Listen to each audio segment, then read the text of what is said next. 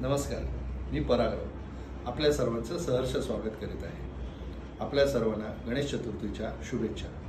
मी आपल्याला आज गणेश चतुर्थीबद्दल एक दोन शब्द सांगणार आहे। गणेश चतुर्थी ही श्रावण भाद्रपद महिन्याच्या चतुर्थीला साजरी केली जाते। महाराष्ट्रामध्ये सर्वत्र ही चतुर्थी साजरी केली जात होती। या चतुर्थीलाच टिळकांनी एक सार्वजनिक स्वरूप दिलं। त्यांच्या हेतूला आज हरताळ फासलेला ही गोष्ट वेगळी, पण आता आपण हे बघूया की ही चतुर्थी का साजरी केली जाते। खरं तर गणेशाचा जन्म हा माघामधला, मग ही भाद्रपदामधली चतुर्थी का साजरी केली जाते।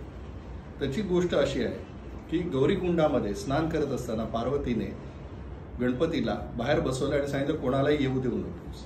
गणपतीने आपल्या वडिलांना शंकरांना त्यापूर्वी कधीच पाहिलेलं नव्हते आणि शंकर तिथे आले। गणपतीने त्यांना अडवल्यावर त्यांनी चिडून त्याचा शिरच्छेद केला।